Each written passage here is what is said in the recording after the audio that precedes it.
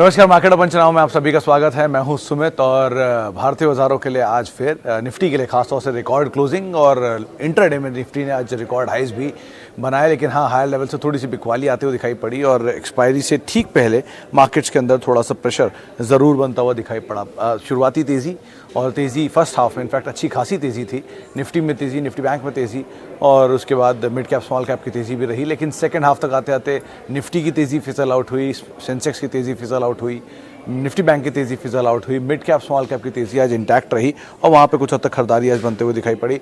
Majorly small cap करीब 3/4% की बढ़त के साथ आज बंद होते हुए दिखाई पड़े और मिड कैप इंडेक्स में करीब आधा % के आसपास का मूव आज के सत्र के अंदर आता हुआ दिखाई पड़ा। आज जो स्ट्रॉन्ग मूव था वो था ऑयल एंड गैस पे, इसके अंदर Adani transmission, BPCL, HPCL, ONGC, ये कुछ ऐसा नाम स्पेस था जहाँ पर एक अच्छी खरीदारी थी। IT के अंदर आज मूव था, IT में भी सेलेक्टिव IT स्टॉक्स जो थे वो तेज़ी के साथ ही कामकाज करते हुए दिखाई पड़े थे। राजा ये पूरा सेक्टर तो वैसे ही लगातार आउट परफॉर्मेंस दे रहा है पिछले over a period of time और आज भी यहाँ पर तेज़ी थी। Individual mid cap small cap में ऐसे कई स्टॉक थे जहाँ पर खरीदारी थी। मिसाल तौर पे आज सुबह आशीष ने आपको वेंकीज़ और SKMX के बारे में चर्चा की थी, दोनों में एक ज़ोरदार तेज़ी बनते हुए दिखाई पड़ी। 12% की तेज़ी के साथ वेंकीज़ बंद होता हुआ दिखाई पड़ा। इंश्योरेंस स्पेस में खरीदारी थी, इसमें HDFC लाइफ आज लीड कर रहा था, वहाँ पर कुछ हद तक मूव आता हुआ दिखाई पड़ रहा था। और उसके अलावा आज सेलेक्टिव स्मॉल कैप या शुगर एक ऐसा नाम था जहाँ पे तेज़ी थी। आप कोई भी शुगर कंपनी उठा लीजिए, मवाना, धामपुर, बलरामपुर, रेणुका, सब में ही खरीदारी थी। इनफैक्ट रेणुका में तो काफ़ी लंबे अंतराल के बाद दोबारा अपर सर्किट लगता हुआ दिखाई पड़ा। तो ऐसे बहुत इंडिविजुअल स्टॉक स्पेसिफिक स्टोरीज जहाँ पर जिसके आधार पर आज मार्केट्स में मूव आता हुआ दिखाई पड़ा। चलिए अब शुरुआत करते हैं सवाल जवाब के सिलसिले की। संजय व्यास साहब का पहला सवाल लिंडे इंडिया के ऊपर। सर व्यास साहब, आज थोड़ी पहले मैं भी बात कर रहा था ऑन एयर भी लिंडे इंडिया को लेकर। देखिए, कंपनी BOC ग्रुप की कंपनी है, इसमें 2 बड़े ट्रिगर हैं। पहला तो डीलिस्टिंग को लेकर एक ट्रिगर चल रहा था, वो ट्रिगर अभी भी काम कर रहा है। अभी वो डीलिस्टिंग फेल हुई, दोबारा अब उसमें आ सकता है। वैसे तो ये कंपनी बहुत अच्छी है, इन्वेस्टमेंट ग्रेड स्टॉक है, सबसे बड़ी चीज़। दूसरी बहुत पुरानी हिस्ट्री है, इंडस्ट्रियल गैसेस के अंदर ये कंपनी कामकाज करती है। करीब के 82% के आसपास का हिस्सा जो है वो इंडस्ट्रियल गैसेस में है। प्रोडक्शन बेस्ड एक प्रोजेक्ट बेस्ड इंजीनियरिंग यानी कि बिल्ड ऑपरेट एंड ट्रांसफ़र जो होता है BOT, उसी का DOT, design operate and transfer, उस आधार पर प्रोजेक्ट करती है हाइड्रोजन प्लांट्स के लिए, जो कि वर्ल्ड में खाली यही कंपनी करती है। तो स्ट्रॉन्ग फंडामेंटल हैं, अच्छे नंबर हैं, कंसिस्टेंट कंपनी है, लो वॉल्यूम रहता है लेकिन आजकल वॉल्यूम आ रहा है। आप बने रहें, फंडामेंटल फेरबदल स्टॉक के लिए बड़ा चेंज हो सकता है, अच्छी कंपनी अदरवाइज। अच्छा, आगे बढ़ते हैं और SBI 450 कब तक क्रॉस करेगा? चौधरी साहब, ये तो ऊपर वाला ही जाने कि कब तक ये 450 क्रॉस करेगा, बट SBI जैसी कंपनी के अंदर आप ऐसे समझिए कि बहुत सारी वैल्यू बाकी है अभी भी। कैसे? क्योंकि SBI के कोर कारोबार की वैल्यू महज 80,000 से 1.5 लाख करोड़ रुपए के बीच में कहीं आकी जाती है। बाकी सारी वैल्यू जो अभी है वो इसकी होल्डिंग वैल्यूज़ हैं, जो बाकी अलग अलग कंपनियों में SBI लाइफ, SBI कार्ड और बाकी SBI की जो सब्सिडरीज हैं उनके अंदर इन्वेस्टमेंट की वैल्यूज़ हैं। तो इनके मेन कारोबार को अभी तक ठीक से इवेल्युएट हुआ नहीं है, तो इसमें बहुत वैल्यू ब्लास्ट हो सकती है, बहुत अच्छी वैल्यू निकल सकती है, लेकिन समय देना पड़ेगा। तो ये 450, 400, 300, 350, 500, 550 इस तरह के लेवल मत देखिए। अच्छी कंपनी है, पैसा डालिए नीचे के लेवल पर, वेट करिए, आगे चलेगा, पैसा निकालिए। इस तरह की आप रणनीति यहाँ पे बना सकते हैं। अच्छा, बजाज फाइनेंस, तेरी प्रजापति साहब, आपने तो पूरा पोर्टफोलियो भेज दिया, लेकिन मोटा मोटा आकलन तो ये कहता है आपके सारे शेयर जो हैं वो बढ़िया दाम पर हैं। Asian paint 1600, HDFC bank 890, ICICI 335। शानदार प्रजापति साहब, इस पोर्टफोलियो में कोई फेरबदल मत करिए और दोबारा कभी इसके आसपास आपको दिखाई पड़े आपके शेयर तो आप और ऐड करिए और शांति से बैठिए, नीचे के लेवल पे ऐड करिए। एक बोरिंग जर्नी होती है इन्वेस्टमेंट और एक एक्साइटिंग जर्नी होती है ट्रेडिंग। आप एक्साइटिंग जर्नी को भूलिए और बोरिंग जर्नी के साथ रहिए, आराम से पैसा बनेगा और बन भी रहा है, उसको ही आप फॉलो कर सकते हैं।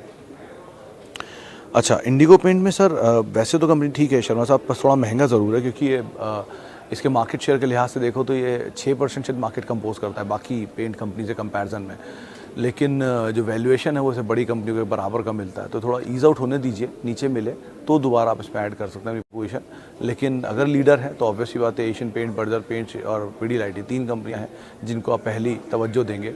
उसके बाद आप सेकेंड टियर में आएंगे जिसमें शालीमार पेंट्स और बाकी पेंट कंपनीज जो हैं वो आती हैं, तो आप अकॉर्डिंगली यहाँ पर कॉल ले सकते हैं। लॉन्ग टर्म के लिए सर वर्लपूल शरद जी आप ज़रूर होल्ड कर सकते हैं। और LIC को आजकल तेज़ी में है। कल भी हमारी किसी जानकार से बात हुई थी, वो भी ये कहते हैं कि ऊपर के लेवल पे आप निकल जाइए, लेकिन हाँ वर्लपूल में आप ज़रूर लोअर लेवल पे ऐड कर सकते हैं। अच्छा, good time to fresh entry into Wipro, Abhilesh Saxena साहब का सवाल है। सक्सेना साहब, विप्रो अभी नहीं, थोड़ा सा नीचे आने दीजिए फिर आप एंट्री करिएगा। IT पे आज एक टेबल मैंने ट्वीट किया था, खुद ही उसको मैंने बनाया था। उसमें न्यूक्लियस सॉफ्टवेयर में वैल्यू कम दिख रही है मुझे, लेकिन वो चलता कम ही है, स्लो ही स्टॉक है। और भी टेक महिंद्रा में एक अच्छी वैल्यू है, टेक महिंद्रा को आप फिर भी एक बार वो तला सकते हैं, बहुत ज़्यादा डाउनसाइड की गुंजाइश है नहीं इसमें, तो उसको एक बार वो देख सकते हैं। विप्रो को थोड़ा अभी अवॉइड करिए, कंपनी कोई ख़राब नहीं है तीनों में से, लेकिन प्रॉब्लम बस ये भाव थोड़ा ऊपर है, तो नीचे मिल जाए तो आप एक बार वो कॉल ले सकते हैं। उस टेबल के लेफ्ट एंड को आप ध्यान रखिएगा, अगर आप ट्विटर पे हैं तो आप वो टेबल देखिएगा। उस लेफ्ट एंड में सारी वैल्यू दी हुई है उस समय की, जब शेयर लास्ट टाइम के करेक्टेड भाव पर थे, उस भाव के आसपास या उस वैल्यू के आसपास आए तो आप ज़रूर उसमें एंट्री करिए, सबसे अच्छा विकल्प है वो।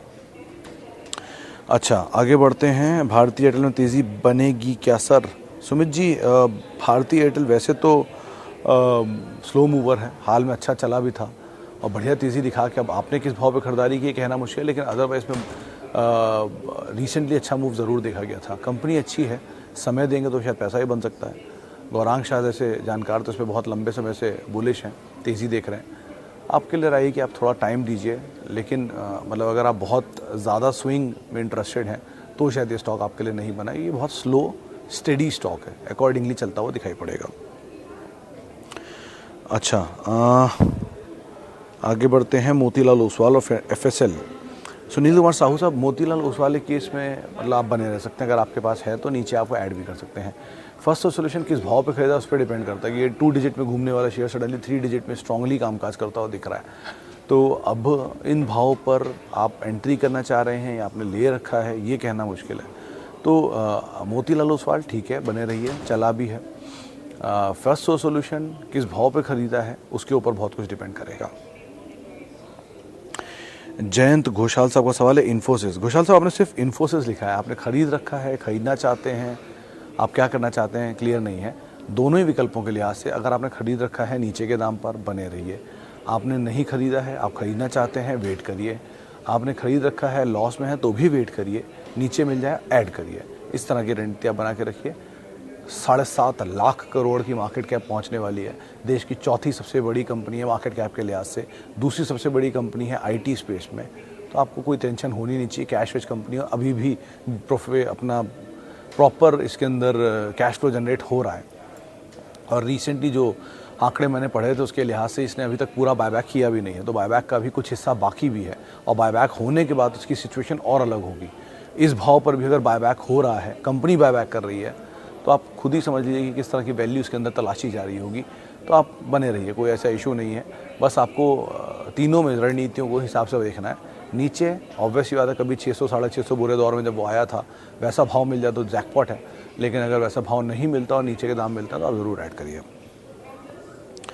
अच्छा जी, आगे बढ़ते हैं। Sugar stock, which one would you suggest? अच्छा संदीप जी, वैसे तो मैं किसी शुगर शेयर में अभी एंट्री की राय नहीं दूंगा कि ऑलरेडी बड़ी तेज़ी देखी जा चुकी है। शुगर हमेशा साइकिल में चलता है और साइकिल के अपर एंड पे आप सारे शेयरों को देख रहे हैं, जो मैंने अब तक देखा समझा है मेरी लिमिटेड जानकारी में। लेकिन और हर बार इथेनॉल की स्टोरी उतनी तेज़ी से आती है लास्ट में जब शेयर नहीं टूटने वाले होते हैं। एनीवेज, लेकिन अगर कोई भी शेयर अभी अगर तलाशना हो तो एक बार को रेणुका शुगर फिर भी सेफ बेट दिखता है कंपेरेटिवली बाकियों के, क्योंकि मल्टीनेशनल शुगर कंपनी है, नए प्रमोटर हैं कंपनी के अंदर और चीज़ें बदल रही हैं, वहाँ पर लॉस आया है, थोड़ा क्लीन अप भी है, तो सिचुएशन शायद गोइंग फॉरवर्ड इंप्रूव होते हुए दिखेगी, तो वहाँ पर एक बार को आप पोजीशन देख सकते हैं, लेकिन कंजर्वेटिवली ऑप्टिमिस्टिक व्यू आप यहाँ पे ज़रूर बना के रखिएगा। RBL and Tata communication. Sir, Tata communication hold buy at dips, किसी भी हाल में 1170 के आसपास जितना आप ले पाएँ टाटा कम्युनिकेशन को उतना आपके लिए बेहतर, और जितना समय आप दे पाएंगे उतना अच्छा मुनाफा मिलता रहेगा। RBL केस में कल हमारी किसी जानकार से बात हुई थी, शायद गौरव बिस्सा से बात हुई थी, उन्होंने कहा था इसको आप इसमें से निकल जाएं और कहीं और अपनी पोजीशन लें, वो ज़्यादा बेहतर रहेगा। अच्छा जी, आगे बढ़ते हैं। टाइटन, जवाहर साहब, टाइटन के केस में डिपेंड आपकी खरीदारी किस भाव पर है उसके बाद इसमें कॉल लेना ज़्यादा आसान होगा, सिचुएशन पे कुछ भी कहना ज़्यादा आसान होगा, क्योंकि मतलब ज्वेलरी स्पेस में लीडर तलाश रहे हैं तो ऑब्वियसली टाइटन है, ऑर्गेनाइज ज्वेलरी स्पेस का लीडर है। टाटा ग्रुप की कंपनी है, चला बहुत है स्टॉक हाल में, मतलब मैं जो कल टाटा के ग्रुप के आंकड़े देख रहा था उसमें तो ये बहुत बड़ी तेज़ी दिखा चुका है। तो नीचे मिल जाए बहुत अच्छी बात है, अगर आपके पास है तो बने रहिए, और वैल्यू तलाशनी है तो इसमें समय दीजिए, बहुत बढ़िया पैसा बन सकता है। अभी भी ऐसा नहीं कि इस कंपनी में सब कुछ निकल चुका है, अभी बहुत कुछ बाकी है, तो आप आराम से बने रह सकते हैं। अच्छा, Devyani international for 5 years IPO price है। मिश्रा साहब, अभी कुछ भी कहना मुश्किल है, कोई भी स्टॉक के लिए 5 साल आप पहले 5 दिन में कैसे डिसाइड कर सकते हैं। जुबिलेंट फूड के केस में और देवयानी के केस में बहुत अंतर है। जुबिलेंट फूड उस समय सिंगल प्रोडक्ट पे काम काज करता था, देवयानी मल्टीपल प्रोडक्ट से काम करता है, पहली चीज़। जुबिलेंट फूड के प्रमोटर और देवयानी ग्रुप के प्रमोटर में भी अंतर है काफ़ी, और जुबिलेंट का प्रोडक्ट और देवयानी के प्रोडक्ट में भी काफ़ी अंतर है। उनके पास है KFC, उनके पास है डोमिनोज, उनके पास है डंकिन डोनट्स, तो उनके पास है कोस्टा कॉफ़ी, और दोनों का ही जो प्रोडक्ट मिलान आप करेंगे तो ज़्यादा बेहतर आपको डोमिनोज दिखाई पड़ेगा, डोमिनेंट है वो एक्चुअल में, तो उससे तो अभी आप मैच मत करिए। और देवयानी को अगर मेटल प्रूफ करना ही है तो आप 5 साल का समय दीजिए। 5 साल के लिए यही नहीं, इन्फोसिस TCS जैसी कंपनियों के लिए भी आपको एक ही चीज़ का ध्यान रखना है कि वो नंबर्स में 5 साल में कैसे डिलीवर करना है। अगर नंबर डिलीवर ठीक हो रहे हैं तो 5 या 15 साल के लिए भी आप होल्ड करिए।